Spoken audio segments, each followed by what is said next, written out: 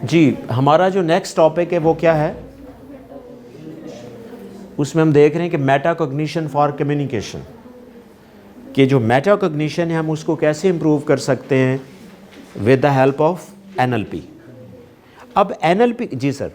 जो माइंडफुलनेस का प्रोसेस है जी, इसको हम सेल्फ एक्चुअलाइजेशन कह सकते हैं। माइंडफुलनेस आपको सेल्फ एक्चुअलाइजेशन की तरफ लेके जा सकती है। क्योंकि आपने जो चार्ट दिखाया है उसमें सेल्फ एक्चुअलाइजेशन भी था, तो देखिए, सेल्फ एक्चुअलाइजेशन एक फंक्शन है। मैं आपको स्ट्रेटजीज टेक्निक्स बता रहा हूँ, ठीक है।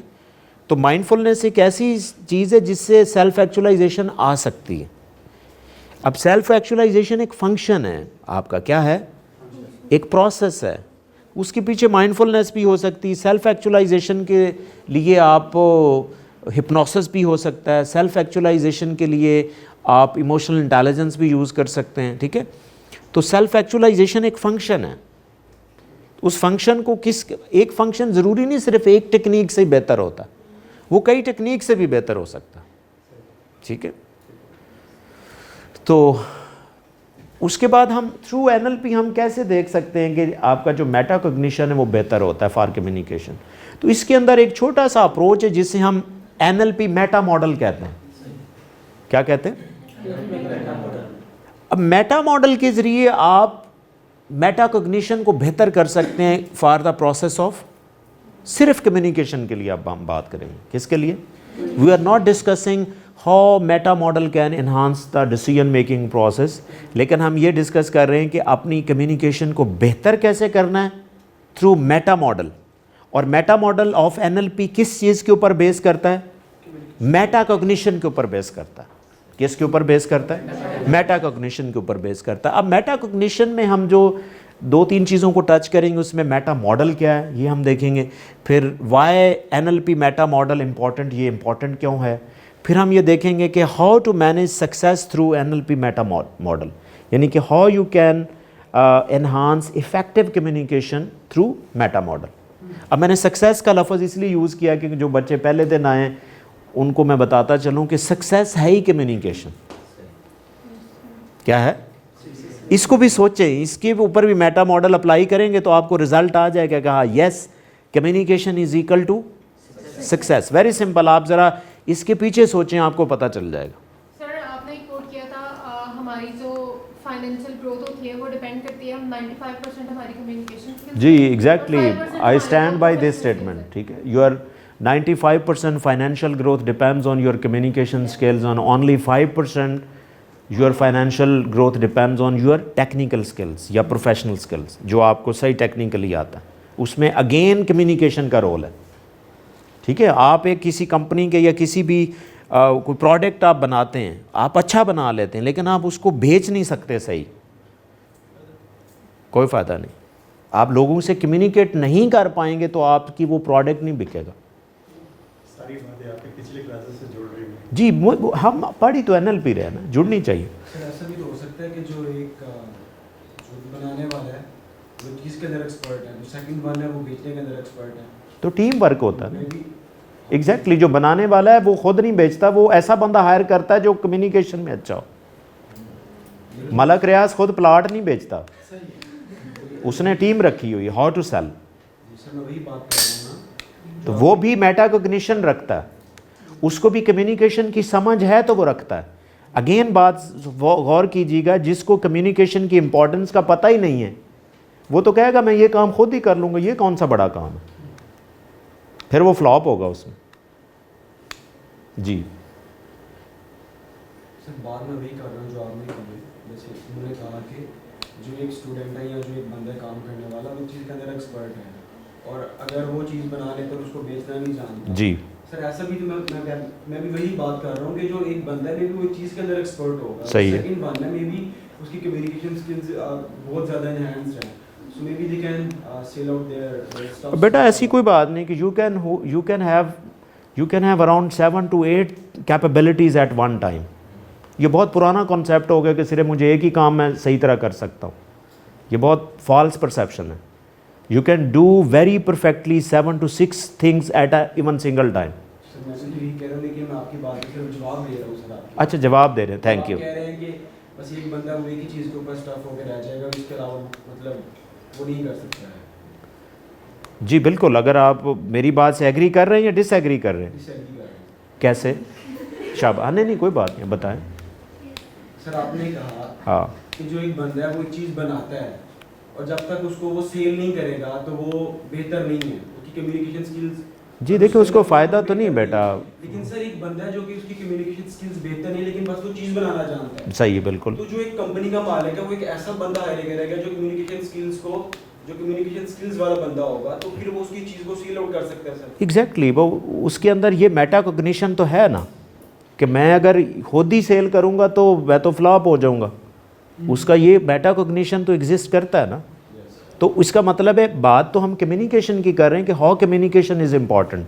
वो भी आप भी बात उसी तरफ ही लेके जा रहे हैं कि वो बंदा खुद नहीं बेच रहा लेकिन किसी को कहता है क्योंकि उसकी कम्युनिकेशन बेहतर है। तो ये सही हाँ। कि एक पर्सन तक रिस्ट्रिक्टेड नहीं है। जी आपने कहा कि मतलब आपने फर्स्ट 1% की बात की, जी। उस तक रिस्ट्रिक्टेड है। ये सही कि वो ब्रॉडर टर्म में अगर हम टीम वर्क में भी करें जी तो बिल्कुल वो- रिस्ट्रिक्टेड नहीं है, आप सही कह रहे हैं। देखिए, आप एक कम्युनिकेशन कर ही नहीं सकते तो उसके लिए आप हायर करें बंदा, वेरी सिंपल। लेकिन उस सूरत में फिर सक्सेस सिर्फ आपकी नहीं होगी, उसकी भी होगी। हाँ उसकी भी होगी, लेकिन हो सकता है उसकी उतनी ना हो, वो कम हो, लेकिन आपकी ज़्यादा हो। ठीक है ना। तो लेकिन ये नहीं आप कह सकते कि कम्युनिकेशन के, ये भी बेटा एक कम्युनिकेशन का लेवल है कि आप उसकी इम्पोर्टेंस को समझ रहे हैं। आपने किसी की रिक्वेस्ट की है कि आप बेचें, ये भी कम्युनिकेशन है। क्या है? ये भी कम्युनिकेशन है कि मैंने आपको हायर किया है कि नहीं, you are good at that. तो ये भी मेटाकॉग्निशन है कि आपको पता है कि आप कम्युनिकेट नहीं कर पाएंगे तो आपने एग्जैक्टली ये मेटाकॉग्निशन, ये भी देखें आपके दिमाग के अंदर भी कम्युनिकेशन है। आप अपने आप से कम्युनिकेट भी कर रहे हैं ना, या आप इंटरनल कम्युनिकेशन पे बिलीव करते हैं कि नहीं मैं ये काम नहीं कर सकता इसलिए मैं किसी को दे दूं। ठीक है। तो मैंने अभी रिसेंटली एक अलग चीज़ पढ़ी थी, कम्युनिकेशन की बुक है BCRW, बीकॉम को मैं मतलब टीच करता हूँ। जी तो वहाँ पे लिखा था कि जितनी अच्छी ऑर्गेनाइजेशंस है ना, वो अपवर्ड कम्युनिकेशन को ज़्यादा प्रेफर करती है, जो नीचे से ऊपर की तरफ हो रही होती है। वो हर उस बंदे का जो आपसे नीचे काम कर रहा है लेकिन वो अच्छा सोच सकता है, उसको प्रेफर करते हैं। सिर्फ इस कम्युनिकेशन पे वो मतलब काम नहीं कर रहे कि जो बंदा ऊपर है वो उनको बता रहा है कि कैसे करना है, वो उस चीज़ को भी कंसीडर कर रहे हैं कि जो बंदा नीचे है वो उनको ये कैसे चीज़ feedback provide कैसे? feedback दे के मतलब Exactly. काम हो सकता है। जी वो एंड यूज़र है ना, उसको ज़्यादा पता होगा। बिल्कुल ऐसे ही, ठीक है ना। मैं तो फ़र्ज़ करें CEO, मुझे नहीं पता कि अंडर काम क्या हो रहा है, बिल्कुल ऐसे ही। हमारा क्लाइंट सेटिस्फाई कैसे है। ठीक है। तो जो एंड यूज़र है वहाँ से आपने फीडबैक लेना। ठीक है ना। ये तो, लेकिन ये इंपॉर्टेंट है कि कम्युनिकेशन के बगैर कोई जहान नहीं है। आप किसी से करवाएं, खुद करें, बात एक ही है। ठीक है ना। लेकिन ज़रूरी है कि कम्युनिकेशन के बगैर कोई फ़ायदा नहीं। ठीक है। और अक्सर आपने देखें जो काम जिनको कम्युनिकेट नहीं करना था वो खुद करने की कोशिश करते हैं तो वह ज़ाहिर है उनके लिए मसला।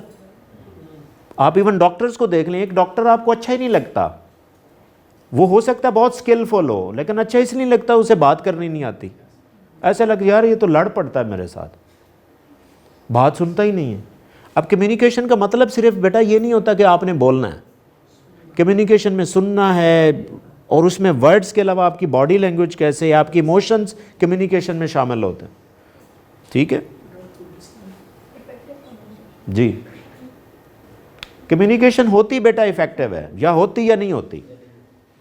ठीक है ना। ये सम टाइम हम रॉन्गली यूज़ कर जाते हैं, मैं भी कभी यूज़ कर देता हूँ, लेकिन कम्युनिकेशन का प्रोसेस या होता या नहीं होता, क्योंकि अगर थोड़ा सा भी फॉल्ट आ गया तो वो कंप्लीट तो ना हुआ। ठीक है। तो हम इसके ऊपर ये भी देखेंगे कि how to manage success through NLP meta model. तो सक्सेस मैंने इसलिए लफ्ज़ यूज़ किया था कि सक्सेस के पीछे कम्युनिकेशन का प्रोसेस होता है। तो हम इसको देखेंगे कि आपका मेटा मॉडल जो है वो कम्युनिकेशन में हेल्प कैसे करता है।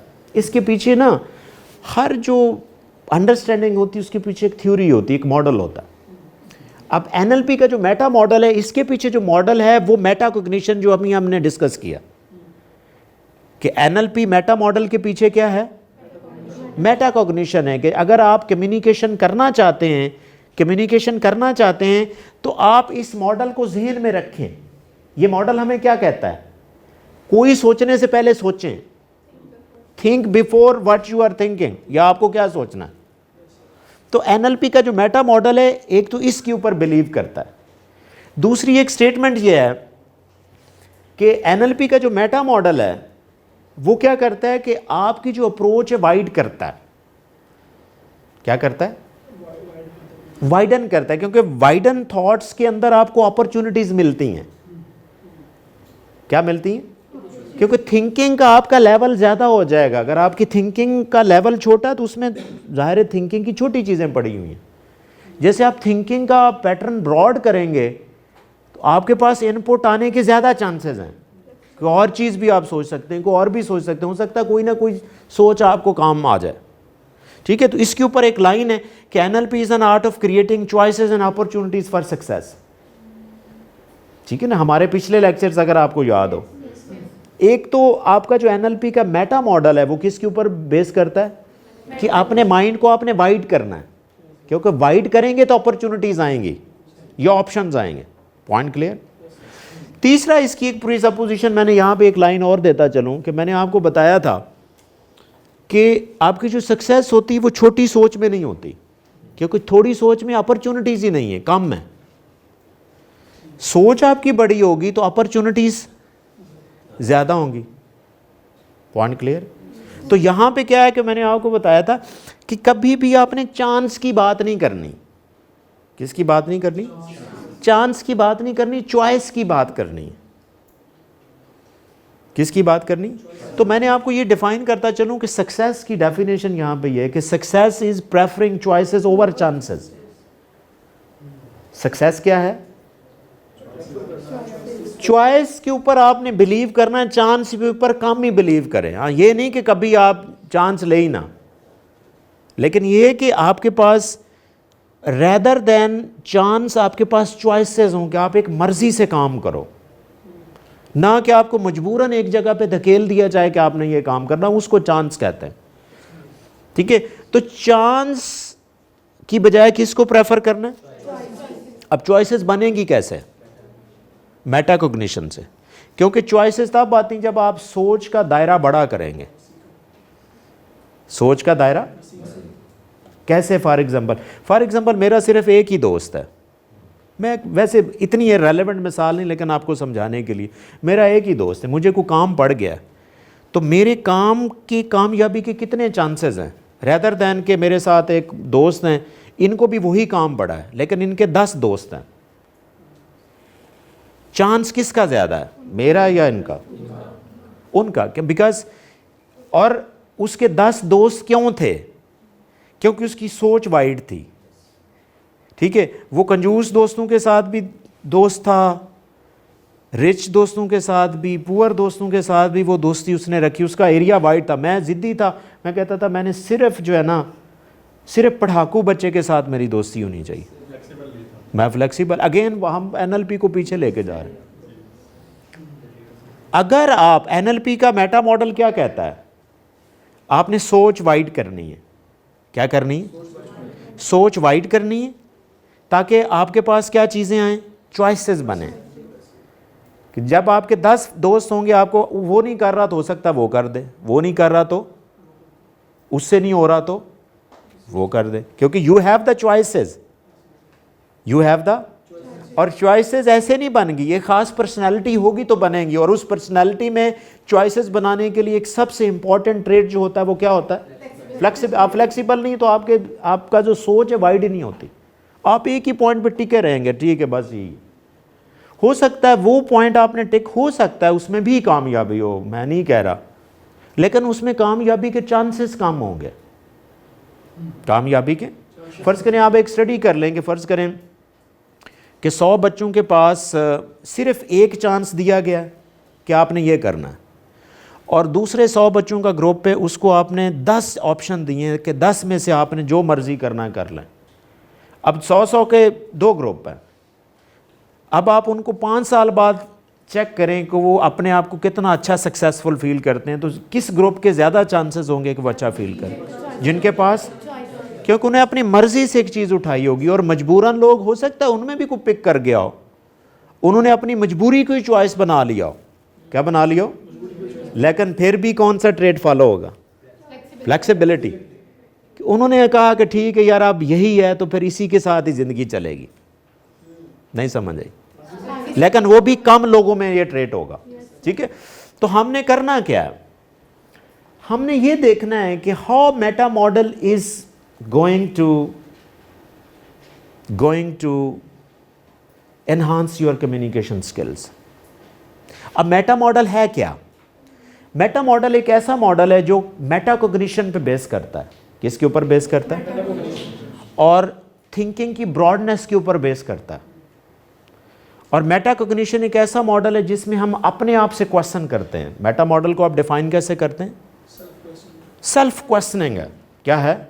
फर्ज करें आप कोई भी काम, आप फर्ज करें हम अभी कम्युनिकेशन की मिसाल दे रहे हैं कि जब आप कम्युनिकेशन करें, कम्युनिकेशन की कई टाइप्स हैं, रिटन है, ठीक है, ऑरल है, ठीक है, फॉर्मल है, इनफॉर्मल है, किसी भी तरह की आप कम्युनिकेशन कर रहे हैं मेटा मॉडल आपको हेल्प करेगा। रिटन है चाहे, क्या है, मैं भी आपको मिसालें भी दूंगा। अब मेटा मॉडल ये कहता है कि कम्युनिकेशन करते हुए या करने से पहले आप अपने आप से पूछें, या ड्यूरिंग कम्युनिकेशन आप अपने आप से पूछ सकते हैं। जब आप पूछेंगे तो आपको आपका माइंड रोक लेगा कि नहीं ये चीज़ सही नहीं है, ये इस तरह करें, ये प्रोसेस ऐसे नहीं, इसको ऐसे कर लें बेहतर है। तो उससे आपका क्या होगा? फ़ायदा होगा। क्या होगा? फ़ायदा होगा। तो इसको हम मेटा मॉडल कहते हैं कि मेटा मॉडल क्या है? A set of design question and to self, कि आप अपने आप से क्वेश्चन करते हैं during the process of communication. अब इसमें होता है कि इसके पीछे आप ये कह लें कि इसकी जो लिमिट्स हैं या इसका जो रीज़न्स क्या हैं इसके पीछे, आप ये कह लें कि मेटा मॉडल जो है उसकी रीज़न्स क्या हैं, उसके पीछे मेटा मॉडल अगर परफॉर्म होता है तो उसके पीछे, या आप परफॉर्म करते हैं तो उसमें क्या क्या प्रॉब्लम्स होते हैं। उसमें फॉर एग्जांपल रिजिडिटी होती है। क्या होती है? मेटा मॉडल अगर आप परफॉर्म नहीं कर पा रहे तो किस वजह से नहीं कर पा रहे? रिजिडिटी है। या फिर लैक ऑफ मोटिवेशन है। क्या है? इसके पीछे ये काजेज आप कह लें, क्या कह लें? कॉजेज है। इस तरह फॉल्स परसेप्शन है, इस तरह डिनाइल है। क्या है? जब आप मेटा मॉडल फॉलो नहीं ना करते, हो सकता है आप डिनाइल फेज में हो। किस फेज में हो? डिनाइल फेज में हो। इस तरह ये इसके प्रॉब्लम है। लेकिन इसका कॉन्सिक्वेंसेस क्या होंगे? जब कॉन्सिक्वेंसेस आप मेटा मॉडल को फॉलो नहीं करेंगे तो आपसे डिसीजन रॉन्ग हो जाएगा। इसके आगे मैं मिसालें भी देता हूँ, इसके आगे जो कैटेगरीज आ रही हैं। इसमें रिलेशनशिप इश्यूज आएंगे। क्या आएंगे? यानी कि if you are not going to follow metacognition या एनएलपी मेटा मॉडल, तो आप में किस तरह के प्रॉब्लम आ सकते हैं? Wrong decision, relationship issues, psychological issues, यानी कि जिस तरह सेल्फ स्टीम का लो होना, एंग्जाइटी, इस तरह के प्रॉब्लम डेवलप हो सकते हैं। ठीक है, इस तरह मेंटल हेल्थ प्रॉब्लम भी हो सकते हैं। और सबसे बड़ा जो प्रॉब्लम जिसको हमने डिस्कस करना है आज के मेटा मॉडल को लिंक करके, वो कम्युनिकेशन के साथ है कि if you will not be following meta model there will be a more chances for miscommunication. अब वो होता कैसे है? मिसकम्युनिकेशन में ये होता है कि जब आप कम्युनिकेट करते हैं, कम्युनिकेशन में जाहिर है आपको इनपुट मिलता है तो आप कुछ बात करते हैं, वो चाहे लिख के करें, आपको ईमेल आएगी तो आप ईमेल से करेंगे, ठीक है, फ़ोन आएगा तो फ़ोन को रिस्पॉन्ड करते हैं, या कोई बॉडी लैंग्वेज है तो बॉडी लैंग्वेज से आप कम्युनिकेशन करते हैं। ठीक है, तो कम्युनिकेशन के प्रोसेस को स्टार्ट करने के लिए यू नीड एन इनपुट। आपने कभी देखा होगा कि इनपुट के बाद एक बिहेवियर आता है। क्या आता है? अब फर्ज करें आप सारे लोग बैठे, मैं सारों को एक ही तरीके से सलाम करता हूं। किस तरीके से? एक ही तरीके से। लेकिन आपकी तरफ से जो वालेकुम सलाम आएगा वो डिफरेंट होगा, किसी का एक जैसा नहीं होगा। क्यों नहीं होगा? मसला सिर्फ प्रोसेस करने में आता है कि आपने उस इनपुट को प्रोसेस कैसे किया। मसला कहां पे आ रहा है? प्रोसेस में आ रहा है। आपके साथ एक बंदा अच्छा बिहेव कर रहा है लेकिन आपका बिहेवियर अच्छा नहीं है, इनपुट में प्रॉब्लम नहीं है, प्रॉब्लम कहां पे है? अब मैंने आपको प्रोसेस समझाना है कि भाई आप प्रोसेस में गलती कहां कहां पे करते हैं। आपको एक बंदा बहुत अच्छे तरीके से डील कर रहा है लेकिन आप नहीं कर रहे, प्रॉब्लम कहां पे है? प्रोसेस में। हमने प्रोसेस समझना है कि प्रोसेस में एक्चुअली होता क्या है। प्रोसेस में एक्चुअली, अब प्रोसेस में होता ये है कि सबसे पहले आप कम्युनिकेशन के जो इनपुट्स लेते हैं वो 5 सेंसेस से लेते हैं। कहाँ से लेते हैं? 5 सेंसेस से लेते हैं। यानी कि आपको कम्युनिकेट करने के लिए एटलीस्ट, वैसे तो 50 सेंसेस हैं जिसके अगेंस्ट आप कम्युनिकेट कर सकते हैं, लेकिन आपके पास बेसिक सेंसेस कितने? 5 सेंसेस हैं। ठीक है, वो कौन से हैं? आप सुनने के बाद भी कम्युनिकेट करते हैं, देखने के बाद भी कर सकते हैं, फील करने के बाद भी, टेस्ट करने के बाद भी कम्युनिकेट करते हैं या नहीं करते? ठीक है ना, कहीं जाके अच्छी बिरयानी खा के क्या कह सकते हैं, या ना भी कहें तो आपकी शक्ल से लग रहा होता है कि अच्छी है बिरयानी। ठीक है, वैसे मुंह से आप जो मर्जी कह लें, जो शक्ल आपको बताती है वो। मोस्टली अगर खाने की बात आए तो जो एग्जांपल कोट की जाती है वो बिरयानी की जाती है। मेरी क्लास में? नो सर, अच्छा। हर जगह ही बिरयानी एक वो एक यूनिवर्सल पाकिस्तानी वो ये है कि हर बंदा उसको समझता है, क्योंकि फ़र्ज़ करें अगर मैं किसी और डिश की भी बात करूँगा तो एक वो रूटीन में चीज़ आ रही होती ना। ठीक है ना, या फिर अगर हम सब्ज़ी की बातें करें तो सब्ज़ी में सबसे ऊपर क्या चीज़ आती है? आलू ही आता है। वेरी गुड जी। तो इसी तरह जब आप कम्युनिकेट करते हैं तो किसी सेंस से इंफॉर्मेशन आती तो फिर करते हैं। फ़र्ज़ करें आप फीलिंग से भी कर सकते हैं। फ़र्ज़ करें ऐसे मैं आपको पढ़ा रहा था तो मेरा हाथ इधर गर्म प्लेट पे लगा, तो ये भी एक बिहेवियर था। क्या है कि मैंने इसके अगेंस्ट एक बिहेव किया। देखिए, जब भी आप किसी से इनपुट लेते हैं तो वो इनपुट आप अपने सेंसेस के ज़रिए फाइनली ब्रेन तक जाती हैं। कहाँ तक जा रही? जब ब्रेन तक जाती हैं तो ब्रेन के अंदर 3 तरह के प्रोसेस होते हैं उस इंफॉर्मेशन के साथ। कितनी तरह के प्रोसेस होते हैं? जैसे वो ब्रेन में जाती हैं तो उन एक्सटर्नल इंफॉर्मेशन को हम क्या करते हैं, या तो हम डिलीट कर देते हैं, क्या करते हैं, या हम डिलीट करते हैं, या हम डिस्टॉर्ट करते हैं, या हम उसको जर्नलाइज करते हैं। क्या करते हैं? जर्नलाइज करते हैं। जैसे ही कोई इंफॉर्मेशन आपके ब्रेन में जाती है तो वो इंफॉर्मेशन आपके ब्रेन में प्रोसेस होती हैं। क्या होती हैं? जब वो प्रोसेस होती हैं तो प्रोसेस के दौरान उनके साथ 3 तरह का मैकेनिज्म हो सकता है। ये आप पर्सन पे डिपेंड करता है। किस पे डिपेंड करता है? उसके मेंटल एक्सपीरियंस पे डिपेंड करता है, उसकी एज पे डिपेंड करता है। या तो वो आने वाली इंफॉर्मेशन को डिलीट करता है, या उसको डिस्टॉर्ट करता है, या उसको क्या करता है, जर्नलाइज करता है। 3 तरह से उसका माइंड उस आने वाले इंफॉर्मेशन को बिहेव करता है। अब वो किस तरह बिहेव हो रहा है, डिलीशन से हो रही है इंफॉर्मेशन, डिस्टॉर्शन हो रही है, या जनरलाइजेशन हो रही है, उसके बाद यहां से जो बात है या इंफॉर्मेशन है प्रोसेस होने के बाद उसका एक अंदर इमेज बन जाता है। उसका एक अंदर वो इमेज बाहर बिहेवियर की शक्ल में आपको नजर आता है। किस शक्ल में नजर आता है? अब होता क्या है कि अगर आप अच्छी कम्युनिकेशन करना चाहते हैं, ठीक है ना, अच्छी कम्युनिकेशन का मतलब ये नहीं कि मैं अच्छी बात कर रहा हूं तो ये अच्छी कम्युनिकेशन है, नहीं।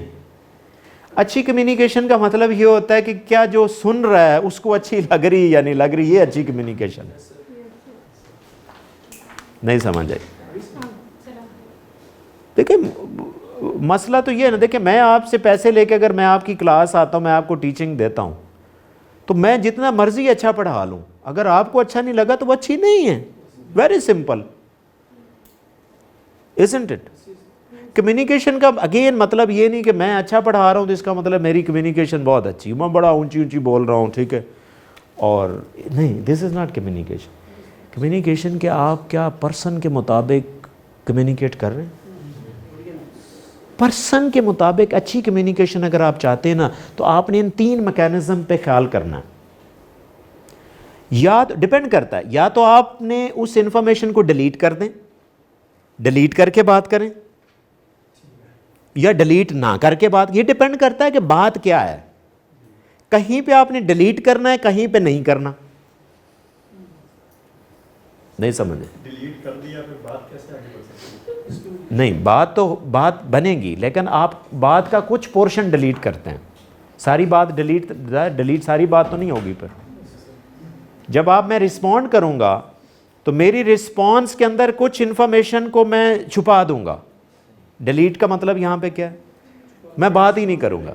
मैं बहुत आज आपको हाईटेक, आखिरी लेक्चर है, हाईटेक इन्फॉर्मेशन दे के जा रहा हूँ जो आपको ज़िंदगी में कामयाब करेंगे इंशाल्लाह। जी,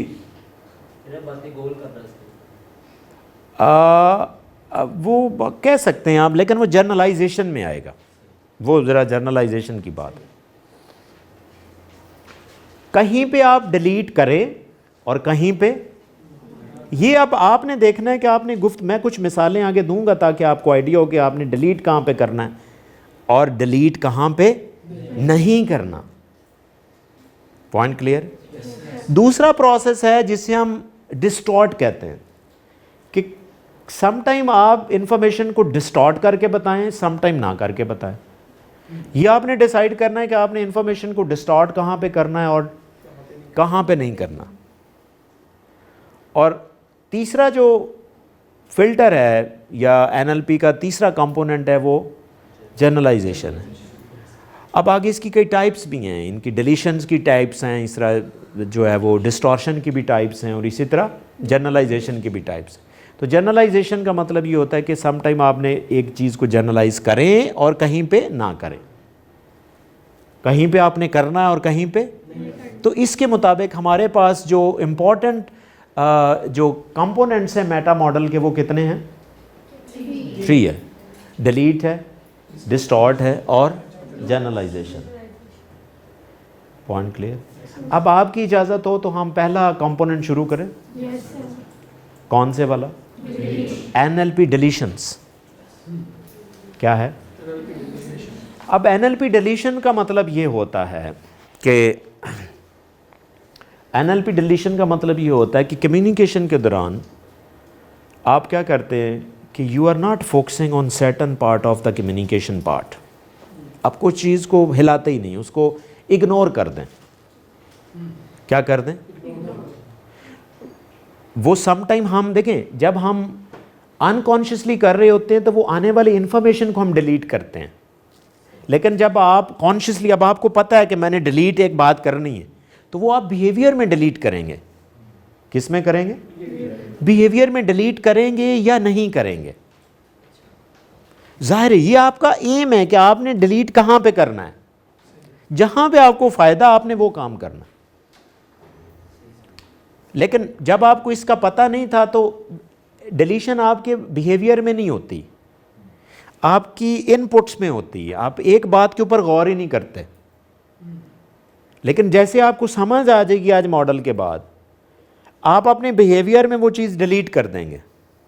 क्या कर देंगे? डिलीट कर देंगे, जिससे आपका फ़ायदा हो सकता है, जिससे आपसे फ़ायदा होगा। कहीं पे डिलीट ना करने से फ़ायदा होगा, कहीं पे डिलीट करने से फ़ायदा होगा। ये आपको मैंने बताना। लेकिन डिलीशन का मतलब क्या है? इसमें आप क्या करते हैं कि कम्युनिकेशन के किसी हिस्से को छुपा देते हैं, आप उसके ऊपर फोकस ही ना करें। क्या ना करें? फोकस ही ना करें। उस चीज़ को हम क्या कहते हैं? डिलीशन कहते हैं। फॉर एग्जांपल मैं आपको एक मिसाल देता हूँ कि जिस तरह मैंने आपको पहले बताया था कि मेटा मॉडल के नुकसानात क्या हो सकते हैं। रिलेशनशिप इश्यूज हो सकते हैं, डिसीजन मेकिंग में प्रॉब्लम हो सकते हैं, मिसकम्युनिकेशन हो सकती है। मिसकम्युनिकेशन तो उसका एक प्रॉब्लम है ना, लेकिन उसका कॉन्सिक्वेंस मैं बता रहा हूँ। साइकोलॉजिकल प्रॉब्लम्स हो सकते हैं, ठीक है, मेंटल हेल्थ इश्यूज हो सकते हैं। जिस तरह आपने एक PK मूवी किसने देखी हुई है? Very good. अभी आपको मिसाल अच्छी समझ आएगी। आपने ये सीन देख लिया बिल्ली वाला। अब इसमें क्या होता है कि इसमें एक करैक्टर होती है, बच्ची का नाम क्या होता है? जग्गू। अब जग्गू अपने निकाह के लिए एक चर्च में जाती, ठीक है, और वहाँ पे बैठी होती तो उसको कोई एक बच्ची जो है ना वो एक बिल्ली देती है। क्या देती? बिल्ली देती। अब जग्गू के लिए लेटर नहीं आता। लेटर बेसिकली इस बच्ची के लिए आता है और उस लड़के ने भेजा होता है कि मैं आपसे रिलेशनशिप नहीं रखना चाह रहा, और उसके ऊपर नाम नहीं लिखा होता। अब नाम ना लिखना एक डिलीशन थी। क्या था? अब उस लड़के ने कहा कि एक छोटे बच्चे को वो लेटर दिया कि आप अंदर जाएं, वहाँ पे एक ऐसी बच्ची बैठी होगी जिसके हाथ में बिल्ली होगी। क्या होगी? उसको आपने ये लेटर दे देना है। अब मीनवाइल जब बच्चा आ रहा था तो उसने बिल्ली अपनी जग्गू को दे दी।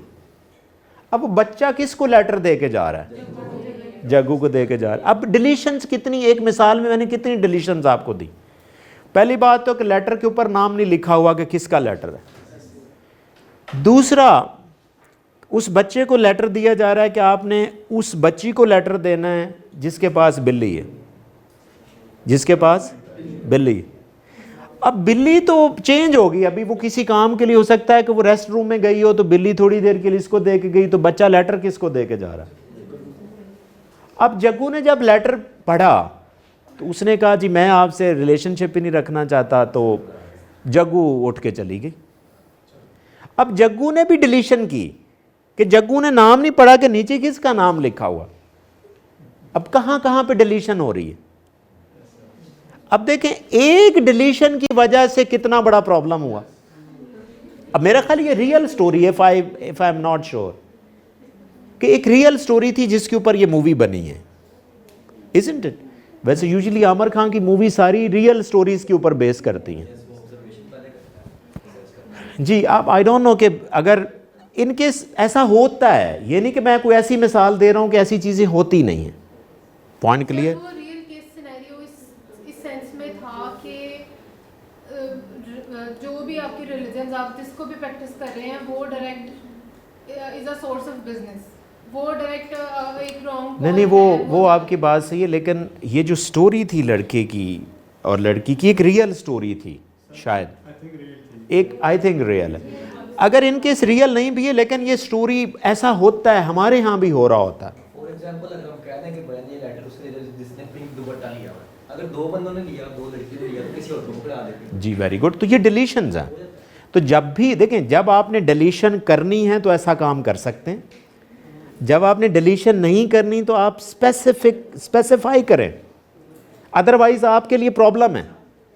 हाँ, एक बात आपने याद रखनी कि जब डिलीशन होती है ना, किसी को नुकसान होता है, किसी को फ़ायदा होता है, ये आपने जहन में रखना है। नहीं समझ आई? फॉर एग्जांपल, अगर टैक्स ज़्यादा हो जाता है तो एक पार्टी को तो फ़ायदा होना है, एक को नुकसान होना है। हर काम का एक को फ़ायदा होता है, दूसरे को नुकसान होता है। लेकिन देखिए, आप इस प्लैनेट के ऊपर हैं तो आपने कोशिश करनी है कि आपको ही फ़ायदा हो, किसी को ना फ़ायदा हो। ये इट्स ह्यूमन नेचर, या नहीं है? हाँ, या ज़्यादा से ज़्यादा मैक्सिमम ये कोशिश करेंगे कि चलें मुझे भी फ़ायदा हो, अगले को भी फ़ायदा हो, उसको नुकसान ना हो, हम ये कर सकते हैं। लेकिन आप अपने फ़ायदे के लिए तो ज़ाहिर है आप, इट्स योर राइट। हाँ, आप एक एथिकल तरीके से, अच्छे तरीके से पैसा भी कमा रहे हैं और अपने सक्सेस के लिए जो भी काम कर रहे हैं, रूल्स रेगुलेशन में रहती है, तो इसमें कोई प्रॉब्लम नहीं। Point clear? तो डिलीशन की समझ आइए कि कम्युनिकेशन में डिलीशन यानी कि एनएलपी मेटा मॉडल कितना डिजास्टर क्रिएट कर सकता है। अगली एक और मैं आपको रियल स्टोरी सुनाता हूं। ये देखें, एक वकील थे जिनका नाम था मोतीलाल नेहरू। वो फादर थे जवाहरलाल नेहरू के, जो गोरों की हुकूमत के दौरान, आप ये बड़े पुराने नाम है, 1800 की रेंज में थे, नाम सुना हुआ, ठीक है ना। उनके फादर थे मोतीलाल नेहरू और वो वकील थे, यानी कि पेशे के लिहाज से। तो उसको एक केस मिला, वो अपने क्लाइंट का एक केस डिफेंड कर रहा था, जिसमें एक बंदे ने, एक इंडियन ने क्या किया था कि उसने ना एक किसी गोरे का कार्ट जलाया था, वो घोड़े वाला नहीं होता कार्ट, वो जलाया था। तो उसके ऊपर पता नहीं उसको मौत की सज़ा होगी, तो जज ने ये डिसीजन लिख दिया कि this person should be hanged, should be hanged. अब वो जो वकील था दूसरे का, जिसको हैंग किया जाना था, तो उसने कहा ठीक है जज साहब, it's fine, we accept your decision. अब वो क्लाइंट था, वो रो रहा था, कहता नहीं मैं आपको बचा लूँगा, I will save you, don't worry. अब हुआ क्या कि जिस दिन उसको हैंग करना था, तो जैसे वो हैंग हुआ ना, तो उसके वकील ने शोर डाल दिया कि नहीं नहीं, रुको रुको रुको रुको, बस इसको उतार दो। अब उसको वो कोर्ट दोबारा ले गए कि जी इसने हमें रुकवा दिया, ये डेथ होने नहीं दी। उसने कहा आपके डॉक्यूमेंट पे लिखा हुआ है कि this person should be hanged, आपने हैंग कर दिया, बात खत्म होगी, मैंने उतार लिया। ये रियल स्टोरी है। उसके बाद ये रूल बना कि this person should be hang till death. जी, ये किसकी एग्जाम्पल है? बिकॉज उन्होंने इस इंफॉर्मेशन को डिलीट कर दिया। क्या कर दिया? ये कितना फ़ायदा हुआ उस डिलीशन की वजह से, लेकिन किसी को नुकसान भी हुआ। मैंने आपको अगेन बताया कि एट अ टाइम ज़ाहिर है किसी को फ़ायदा भी होगा, ज़ाहिर है किसी को फ़र्ज़ करें, अगर फ़र्ज़ करें आज सब्ज़ी महंगी हो रही तो नुकसान किसका है? किसी का फ़ायदा भी तो हो रहा है ना। तो ये एक नेचर है कि ऐसा होना है। पॉइंट क्लियर है? तो डिलीशन की कुछ मिसाल समझ आई। इसी तरह देखें, अब जब डिलीशन हुई तो साइको सोशल इश्यूज किसको हो सकते हैं? जज को हो सकते हैं। जज परेशान हुआ होगा कि यार ये मेरे लिखने की वजह से मेरा प्रॉब्लम हो गया ये, ठीक है। गोरा परेशान हुआ होगा कि यार ये अजीब तरीका है। जो भी लॉ सूट्स देते हैं, लेजिस्लेशन होती है, उनको भी हुआ होगा, इसी बात का पूरा एक प्रोसेस चला होगा। जी, थोड़ी देर के लिए आप स्टॉप करें, एक मिसाल ऐसी देने लगा हूँ ज़रा, हैं? अच्छा ठीक है, वैसे आप देख लीजिएगा। आपको पता है एक रीसेंट हमारे यहाँ केस हुआ पाकिस्तान में, हमारे यहाँ एक केस चल रहा था, नवाज़ शरीफ का और मरियम नवाज़ का एक केस चल रहा था, जिसमें उनको ना एक सज़ा हुई एक कैलिबरी फाउंड के ऊपर। किसके ऊपर सज़ा हुई? अब जब एक, आपको शायद पता ना हो कि वो एक ना उन्होंने फेक डॉक्यूमेंट शायद बनाया और वो बैक डेटेड पे बनाया। कौन सी डेटेड पे बनाया? यानी कि वो डॉक्यूमेंट बना रहे हैं 2017 में बना रहे हैं। और आपको पता है कि जब आप माइक्रोसॉफ्ट खोलते हैं, वर्ड खोलते हैं, तो उसमें जो बाय डिफ़ॉल्ट फाउंड आता है वो कैलिबरी आता है। उन्होंने खोला, उसके ऊपर लेटर टाइप किया और पुरानी डेट लिख दी, 2013 की या 12 की लिख दी, और उन्होंने जनाब साइन वाइन करके जमा करा दिया कि जी। अब जब उन्होंने जमा करवाया तो जो फोरेंसिक एनालिस्ट थे, जो हैंड राइटिंग एनालिस्ट होते हैं, उन्होंने जब उस डॉक्यूमेंट का फोरेंसिक किया तो उन्होंने कहा कि ये फेक डॉक्यूमेंट है। उन्होंने कहा कैसे? कहता है कि इन्होंने कैलिबरी फाउंड में ये डॉक्यूमेंट तैयार किया और कैलिबरी फाउंड 2013 में एग्जिस्ट ही नहीं करता था, ये फाउंड बाद में बना। तो इसका मतलब ये है कि उन्होंने ये इंफॉर्मेशन के ऊपर फोकस ही नहीं किया, मेटाकॉग्निशन उनका फेल हुआ, जिसकी वजह से इतनी बड़ी सज़ा हुई उनको। जी पॉइंट, हाँ, तो सज़ा हुई है ना। मियाँ नवाज शरीफ मोरलेस उसी केस में बाहर है, ठीक है। सज़ा नहीं भी हुई, लेकिन एक नेशन के लोगों में एक बड़ा एक कि यानी कि आपने एक फेक डॉक्यूमेंट तैयार किए इतने बड़े लीडर के लिए। फेक डॉक्यूमेंट्स तैयार करने वालों में ये अवेयरनेस भी आ गई कि अगर हम एग्जैक्टली। अब यहाँ पे क्या होता है, मैंने आपको बताया था कि जब इस तरह के काम होते हैं ना तो लोगों की अंडरस्टैंडिंग भी बढ़ती है, मेटाकॉग्निशन भी बढ़ता है। गलतियाँ करने से भी आपका मेटाकॉग्निशन बढ़ता है। वो लोग जिन्होंने ज़िंदगी में गलतियाँ ज़्यादा की होती हैं उनका मेटाकॉग्निशन ज़्यादा बेहतर होता है, क्योंकि वो उन मिस्टेक से, उन डिस्टॉर्शन से सीख रहे होते हैं।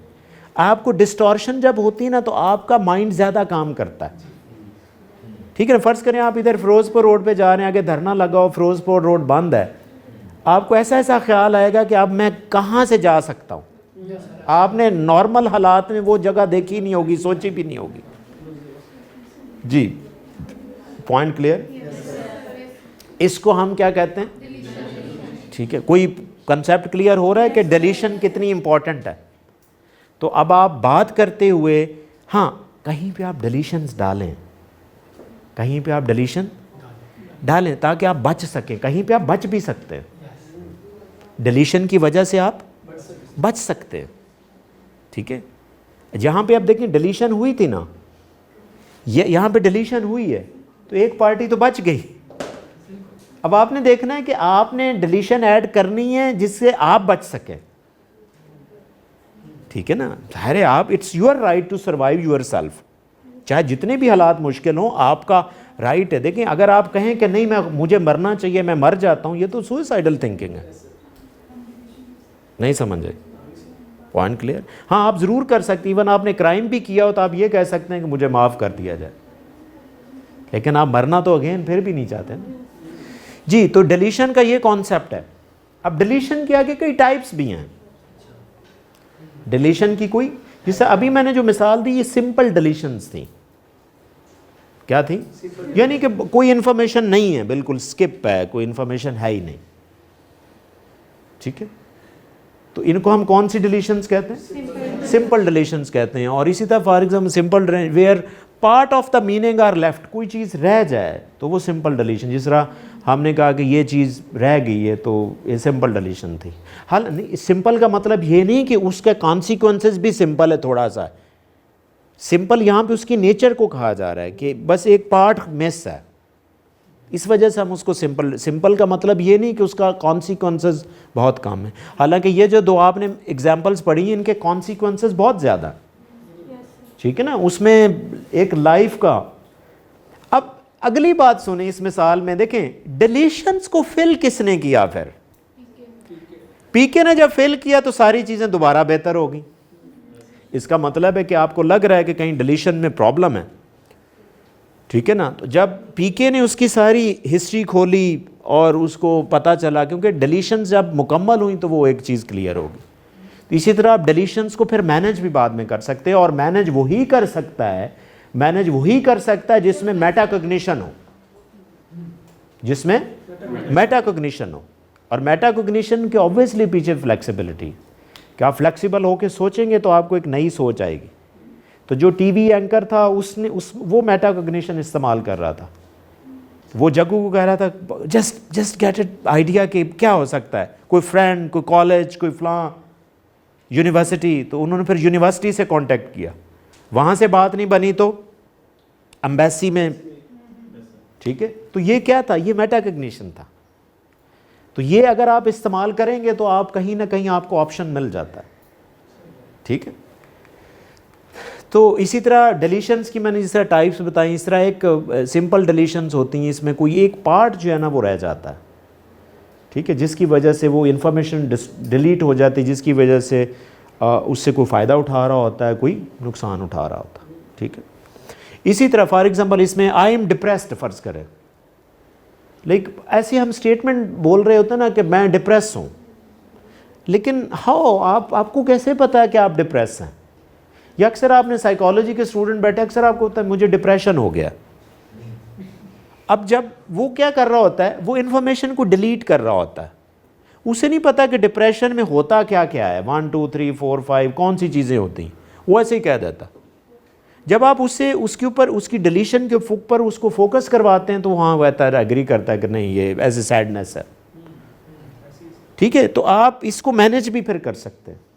तो अक्सर हम इस तरह की इन्फॉर्मेशन दे रहे होते हैं, यानी कि आप किसी के बारे में ऐसे कह सकते हैं, फ़र्ज़ करें आप ऐसे किसी के बारे में बात करने, नहीं वो तो आजकल वैसे ही बड़ा डिप्रेशन में है। जो सुनने वाला है हो सकता है वो बड़ी इंसाइट रखता हो। जब आपने किसी को डिप्रेशन कहा है ना, तो डिप्रेशन का वो नॉलेज रखने वाला बंदा तो वो तो कहेगा कि डिप्रेशन ही होगा, ज़ाहिर है ये कह रहा था।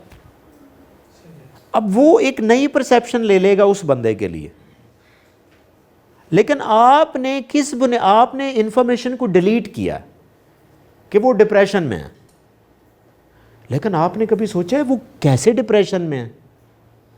आपने ऐसे कर दिया, और थर्ड पर्सन उस पर्सन के बारे में क्या सोचेगा? फिर हो सकता है उसको जॉब ना दे कोई, हो सकता है उसके साथ कोई रिलेशनशिप तोड़ ले।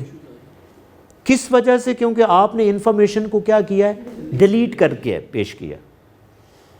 हाँ, आपको टेक्निकली अगर पता है, अगर हाँ ये मेटा मॉडल कैसे देखता है, मेटा मॉडल इस बात को कैसे देखेगा, how do you know you are depressed? जब आप इस बात के ऊपर उसके ऊपर मेटा मॉडल अप्लाई करेंगे ना तो चीज़ें खुल के आएंगी, या फिर हाँ वाकई डिप्रेशन होगा या नहीं होगा।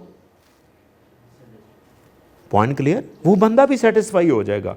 मेरे पास कई लोग ऐसे आते हैं, वो कहते हैं जी मैं जब उनको एक्सप्लेन करवाता हूँ कि आप क्या फील करते हैं या क्या एक्सपीरियंस या क्या बिहेवियर्स हैं, उनके बिहेवियर्स में कोई ऐसी चीज़ें नहीं होती जो डिप्रेशन को इंडिकेट करती।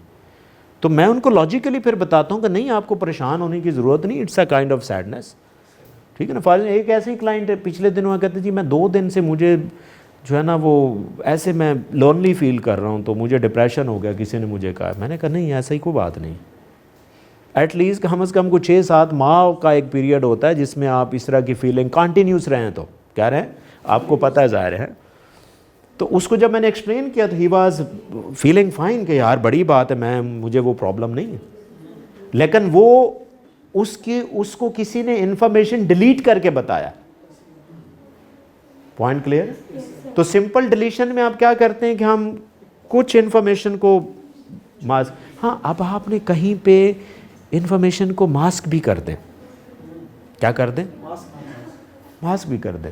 फ़र्ज़ करें कैसे डिलीट करें कि आपको किसी ने किसी के बारे में कोई बात कही है तो आपको को मिले तो आप, हाँ मुझे वो आपका दोस्त मिला था तो ऐसे गपशप हो रही थी, तो आपने इतनी बात की, आपने वो बात नहीं की कि आपके बारे में वो क्या कह रहा था। ठीक है ना? हो सकता है कि मुझे किसी से काम है और मैं उसको अच्छे मूड में देखना चाहता हूँ और मैं उसको साथ ही वो बात कर दूँ जो उसके दोस्त ने या किसी ने कही है, तो वो मेरा काम तो नहीं करेगा उस टाइम। वो तो अपनी फीलिंग में चला जाएगा, यार ये मैं क्या हो गया। ठीक है ना? और वो सम टाइम उस बंदे को बुरा नहीं फील कर रहा था, वो आपको फील कर रहा था, क्योंकि आप उसके बारे में फॉर द मोमेंट आपके मुंह से वो बात निकल रही। नहीं समझे? या फिर आप NLP का दूसरा मॉडल इस्तेमाल करके उस चीज़ को डिस्टॉर्ट करें। क्या करें? डिस्टॉर्ट कर दें। अगर आपको लाजमी आपको लगता है कि मैंने ये बात बतानी भी है तो आप उसको हल्का सा डिस्टॉर्ट भी कर सकते हैं। Distort in a way, in a positive way, in a positive way. Negative में तो जाहिर है हमें किसी को भी इस तरह नहीं करना चाहिए, लेकिन आप थोड़ा सा बेहतर वो फिक्रा बेहतरी की तरफ मैक्सिमम रख के बता सकते हैं। नहीं समझ आई? जी इसी तरह कुछ होती हैं कंपैरेटिव डिलीशंस होती हैं। क्या होती हैं? कंपैरेटिव डिलीशंस में ये होती हैं कि हम एक फ़िक्रे को दूसरे फ़िक्रे के साथ जब कंपेयर करते हैं, ठीक है, तो उस कंपैरिजन में हम ये नहीं बताते कि हम क्या कंपेयर कर रहे हैं। फॉर एग्जांपल जिस तरह our new product is more effective, यानी कि एक हमारा पहले प्रोडक्ट है, हमने दूसरा प्रोडक्ट लॉन्च किया और हम कह रहे हैं कि वो मोर इफेक्टिव है। लेकिन किस तरह मोर इफेक्टिव है? किस चीज़ में इफेक्टिव है ज़्यादा? क्या खूबी उसमें ज़्यादा है? इसका मतलब है आपने वो पोर्शन क्या किया? हाँ, आपने डिलीट कहाँ पे करना है? जहाँ पे आपको पता ही ना हो चीज़ का कि किस हवाले से। ऐसे ही आप क्वालिटेटिवली कहना चाहिए नहीं ये पहले से बहुत अच्छा है, पहले से। हाँ, अगर आपको वाकई पता है तो फिर आप डिलीट ना करें। अगर आपको वाकई पता है कि फ़र्ज़ करें ये जो मोबाइल था पिछले वर्जन का, इसमें 32 GB उसकी ड्राइव थी, तो आप कहें ये 64 वाला है। अगर इसमें कुछ भी बेहतर नहीं सिवाय कलर वलर के, तो आप इसको डिलीट करें। Like this product is more effective. क्या है? क्योंकि सही इफेक्टिव वाली कोई चीज़ है ही नहीं, आप वैसे कह सकते हैं। और अक्सर ये लोग कह रहे होते हैं, ये हो रहा होता है। जब आप उसको, आप अगर मेटा मॉडल इस्तेमाल करेंगे, आप कहेंगे अच्छा ये बताएं तो सही इसमें इफेक्टिव है क्या चीज़ ज़्यादा। ठीक है, अब आपने इस्तेमाल करना है। ठीक है ना? समटाइम हम कॉन्शियसली इस्तेमाल नहीं करते मेटा मॉडल और हम रह जाते हैं। ठीक है ना? हम प्रोडक्ट इवन ले भी लेंगे, किसी पे यकीन भी कर सकते हैं इस इंफॉर्मेशन पे। ठीक है, तो ये कौन सी डिलीशंस हैं? कंपैरेटिव डिलीशंस हैं। इसी तरह एक होता है लैक ऑफ रिफरेंशियल इंडेक्स। रिफरेंशियल का मतलब है रेफरेंस है कि सम टाइम हम कम्युनिकेट करते हुए ना एक जनरल बात करते हैं, किसी का रेफरेंस नहीं देते। कहीं पे आपको देना चाहिए, कहीं पे नहीं देना चाहिए। अगेन वही बात आपने जेन। फॉर एग्जांपल इसमें क्या होता है कि they want like me, they don't. फ़र्ज़ करें ऐसे ही आप लोग काम ही नहीं करते। फ़र्ज़ करें मैं ऑफिस में सी हूँ, तो आप लोग काम ही नहीं करते। कभी आपको स्पेसिफिकली नहीं कहना चाहिए कि कौन काम नहीं करता। हो सकता है आप किसी का नाम लेके कहेंगे ना तो वो कितनी उसकी सेल्फ एस्टीम लो होगी। आप ऐसे ही कह दें, डिलीट करें इंफॉर्मेशन को कि आजकल आप लोग काम नहीं कर रहे। हर बंदा काम करने भी लग जाएगा और जिसने हकीकत में नहीं किया होगा वो भी करने लग जाए। सर जो कर रहा है वो थोड़ा सा वो फील भी नहीं करेगा, क्योंकि वो यही समझेगा भाई मैं तो कर रहा हूँ, पता नहीं सर जिसको कह रहे हैं वो समझ रहा होगा, मैं तो कर रहा हूँ, उसको तो पता है। हो सकता है वो ये भी सोच सकता है कि मैं नहीं कर रहा हूँ, ये शायद मेरी जो कारकर्दगी है वो आपके पास इतना ही फील करेगा तो आपकी अलहदा मिलने आएगा, तो आप वहाँ पे उसको एक्सप्लेन कर दें। सर अगर पॉजिटिवली थिंक करेगा तो उससे भी ज़्यादा एफिशिएंटली काम करना चाहिए। एग्जैक्टली। लेकिन उससे वर्ष नुकसान ज़्यादा क्या हो सकता है कि आप ज़्यादा लोगों में बैठ के एक को नॉमिनेट करें कि आप काम नहीं कर रहे। या सर हम कुछ ऐसे भी स्पेसिफाई कर सकते हैं कि कुछ लोगों की परफॉर्मेंस ऐसी नहीं है। हाँ, ये भी फिर भी डिलीशन है। फिर भी अगर आप ऐसे भी कहेंगे कि आप में से कुछ लोग काम नहीं कर पा रहे तो फिर भी वो थोड़ी डिलीशन है। लेकिन आप, ये डिपेंड करता है कि आप कैसे कह सकते हैं। लेकिन आपने ये सोचना है कि मैं बात कैसे करूं, इस लेवल पे जाके कैसे बात करूं। Point clear? तो इसको हम क्या कहते हैं? लैक ऑफ रेफरेंशियल इंडेक्स, कि आपने रेफरेंस कब ऐड करना और कब नहीं करना। जी, इसके बाद कुछ होते हैं अनस्पेसिफाइड वर्ब्स होते हैं। क्या होते हैं? अनस्पेसिफाइड वर्ब वो होते हैं कि जिसमें आप ये सोचते हैं कि कोई ऐसा वर्ब होता है जो किसी स्पेसिफिक चीज़ को इंडिकेट ही नहीं कर रहा होता। फॉर एग्जांपल कि as you were learning to speak, speak what? Speak English, French, ठीक है, कुछ स्पेसिफिकेशन नहीं होती। हम फिर अपना अंदाज़ा लगाते हैं। क्या करते हैं? अपना अंदाज़ा लगाते हैं, उसको माइंड रीडिंग कहते हैं। तो माइंड रीडिंग समटाइम फॉल्स भी हो सकती, तो हम उसी फॉल्स रीडिंग को एक ज़हन में बिठा लेते हैं कि भाई ये तो ये काम कर रहा था। और जब आप बार बार फॉल्स रीडिंग ज़हन में सोचते हैं ना, तो वो एक फॉल्स मेमोरी भी बन जाती है। कुछ दिनों बाद आपको लगता है कि नहीं यार, ये बंदा ऐसा ही था। थोड़ी थोड़ी इन्फॉर्मेशन इकट्ठी होती रहती है, हालांकि उसने एग्जैक्ट काम किया ही नहीं होता, लेकिन आप समझने लग जाते हैं। Point clear? तो समटाइम क्या होता है, देयर इज अनस्पेसिफाइड वर्ब्स। तो समटाइम आप अनस्पेसिफाइड वर्ब छोड़ भी सकते हैं, समटाइम, ठीक है, समटाइम आप एक्सप्लेन भी कर सकते हैं। लेकिन ये डिपेंड करता है आपने इसको छुपाना कहाँ पे और बताना कहाँ पे, ठीक है। इसी तरह इसका प्रॉब्लम क्या हो सकता है? प्रॉब्लम एसोसिएटेड विद डिलीशन, जिस तरह मैंने पहले भी बताया था। अभी आप गौर से सोचें, अगर आप चीज़ों को डिलीट करेंगे तो रॉन्ग डिसीजन हो सकता है, हो सकता है। फ़र्ज़ करें आपने वही 2 मिसालों को लें जो मैंने शुरू में दी थी, क्या हुआ? रॉन्ग डिसीजन से प्रॉब्लम हुआ, ठीक है। उसके बाद डिलीशन से फाइनेंशियल लॉस हो सकता है, हो सकता है, ठीक है। अगर आपने सही इन्फॉर्मेशन को कैटर नहीं किया तो लॉस हो सकता है। लॉस किसी तरह का भी हो सकता है। कन्फ्यूजन हो सकती है, हो सकती है। कन्फ्यूजन में फर्दर डिसीजन सही नहीं होता, ये आगे एक नई चीज़ को लीड करता है। फिर बैड वर्क परफॉर्मेंस है। जिस तरह मैंने एक ऐसी डिलीशन आपको बताई जिसमें लैक ऑफ रेफरेंशियल इंडेक्स है, ठीक है। जिस तरह लोगों ने नेगेटिव ले लिया कि जी हम काम करें फिर भी वैसे ना करें। मैंने कह दिया कि जी आप लोग काम नहीं करते, आपने काम करना ही छोड़ दिया। ये भी हो सकता है, पॉसिबिलिटी है, ठीक है। उसके बाद रोल एम्बिग्युइटी, यानी कि किसी को पता ही नहीं है, अच्छा मैं ऐसे निकल रहा हूँ ना ऑफिस एज ए सीईओ, तुम अच्छा कल फिर आपने स्टेज अच्छी तरह सेट कर लेना जो हमारी वर्कशॉप हो रही है, ठीक है ना। कल आपने क्या करना है, फ़र्ज़ करें मैं आपको ही कह रहा हूँ, कल आपने स्टेज अच्छा सेट कर लीजिएगा, टाइम पे आ जाइएगा ताकि जो है फंक्शन अच्छा हो। मैं चला जाता हूँ, कौन क्या सोचेगा कि मैंने क्या करना है? कोई काम भी नहीं होगा कि सर ने किसको कहा है कि स्टेज सेट करना है, किसको। अक्सर ऑर्गेनाइजेशन में जब ये चीज़ें डिलीशन होती हैं ना तो सुबह कोई काम ही नहीं होता, क्योंकि किसी के सही जिम्मे नहीं लगा। लेकिन अच्छी ऑर्गेनाइजेशन में क्या होता है, एक पूरी लिस्ट बनती है, हाँ, कि आपने स्टेज पे ये करना है, आपने ये करना है, आपने गेस्ट को रिसीव करना, आपने बुके कैरी करके लाना है, ठीक है ना, आप वीडियो के ऊपर होंगे, आप साथ ही फेसबुक लाइव करेंगे, आपने ये करना है।